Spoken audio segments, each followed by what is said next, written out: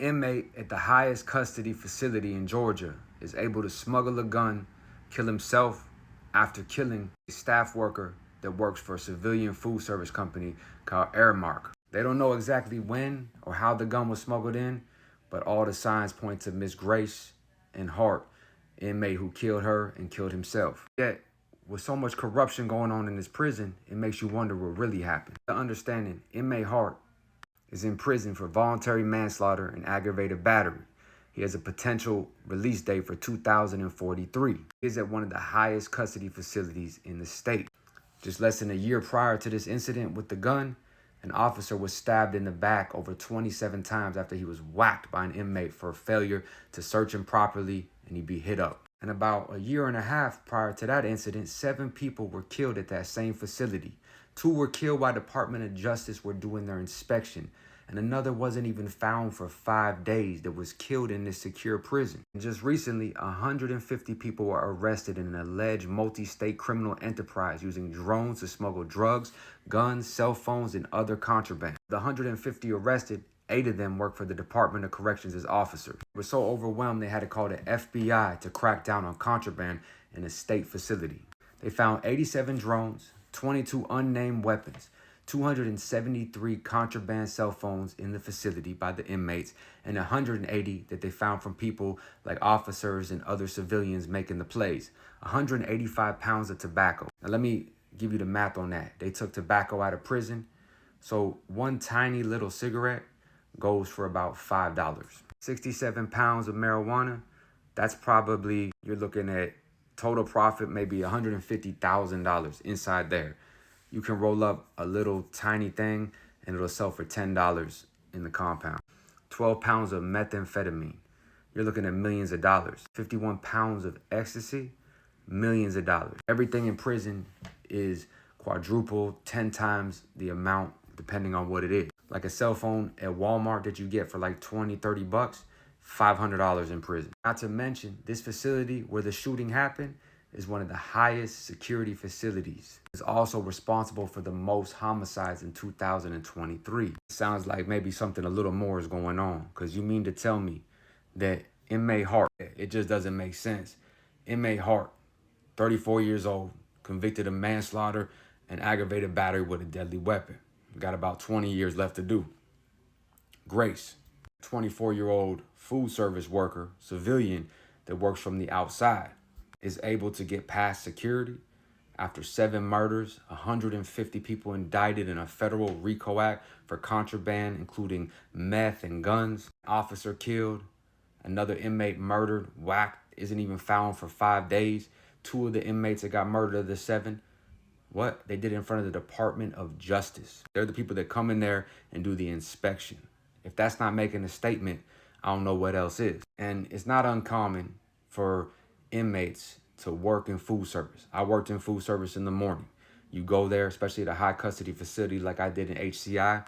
And, you know, at that time, you go there and it's about maybe 15 other inmates. We get completely walked there with the officers. It's still not really light out at all since we have to go there before we feed the compound at around 3:30, 4 o'clock. So they got 10 officers, you know, they're watching everything we do, the control tower, they got to call every movement we make, because when there's zero visibility like that, it's complete control movement. Then we get in there, and as soon as we get in there, the officers are already knowing that they brought in half the shit to the compound. You know, inmates are smuggling it out through the trays. They're hiding shit in magnets underneath the metal part where you get your juice. And half the shit's coming in through the workers, whether it's Airmac or whatever private company that's using the canteen or helping with food service. You have like 15 men in there, all violent felons, killers, armed robbers, drug dealers, and they're all around maybe 2 civilian workers. The CO is kind of maybe in the room in the little bubble thing or in the chow hall, but he's not all in the mix because he's putting all that shit in there for us all to grab, or he's overlooking something. And what do you think's gonna happen when you have 15 grown men around 2 women that are working in food service? I'll tell you what's gonna happen. It's gonna be a full-on relationship, jealousy, money, corruption, and murder. 4 a.m., Miss Grace, who worked for Armac, the civilian food worker, and inmate Hart would end up shooting her and turning the gun on himself. The way it happens is like this. You're in there and you're plugged in with the worker. Somehow, some way, she brought a gun in, almost unheard of. After all that shit that went down, all the murders, the drone RICO Act, the officers getting whacked, the inmates getting whacked, some of them not getting found for 5 days, killed in front of the Department of Justice. And what's going on? 12 pounds of meth, 64 pounds of weed, and they got a gun in there? Believe me, officers can't have a gun, but it's called Inmate.com. Everybody knows what's going on. If you're in a relationship, somebody's watching, they're writing a kite on you, they're telling on you a rival, whatever it may be, there's always crabs in a bucket trying to pull you down in prison. Sometimes people get too complacent. You see a woman in there or a guy in there and he's dating an officer, right? You know that officer or that food service worker, she's done this many times before. And you're surrounded by 12, 15 men. They're constantly hitting on your girl. This isn't like a regular relationship. She goes home to the streets. You're calling her on the cell phone. You know, I seen guys break. I seen one of my closest friends, Tank, go from one of the most solid friends I ever had to a dude that was a shell of a man. He fell in love with the food service worker.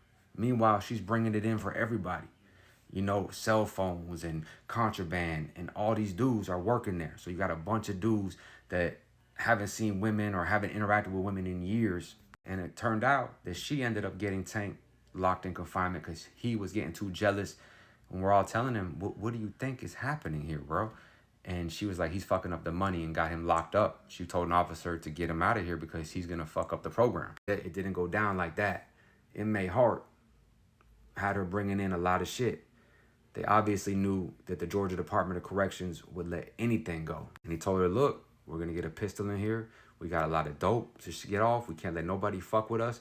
And it was greed that ultimately led to both of their deaths. He used greed to make her fall for his tricks, and she believed in the greed to bring in the gun and get caught up in this web of just corruption, deception, and manipulation. Now, everybody's responsible in this party. You know what I mean? You can't say she was wrong. You can't say he was wrong because they're both playing a dangerous game. When you see a snake, you have to understand they don't change. They just shed their skin and become a bigger snake. So she would come in there, bring the pistol. As he would say, they got a big move to happen and they need to defend the chow hall.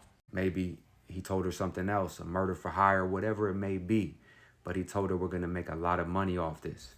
But meanwhile, as it's all going down, he had already planned in his head, I'm going to whack her and then whack myself.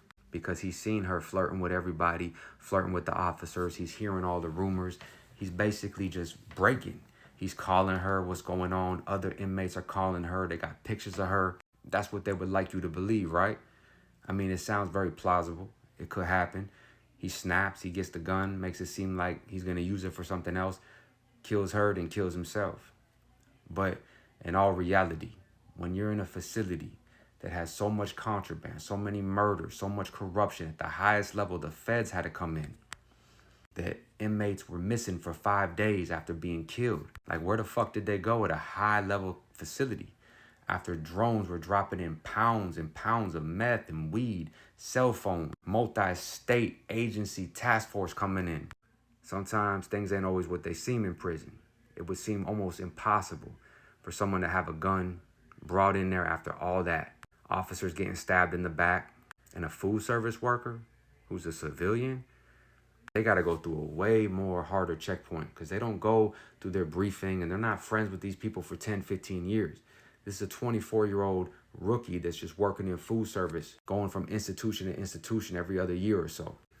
Maybe he snapped, like they said, out of jealousy and rage, and he took both their life, or maybe somebody else did it for them because they didn't want them to expose anything that was going on. Because officers cannot have pistols in the institutions, ever.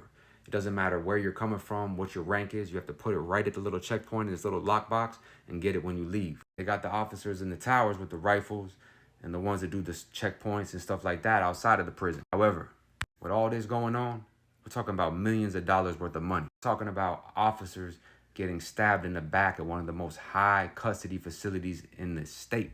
And a violent career felon who has manslaughter and aggravated battery. Seems like they were trying to hide something.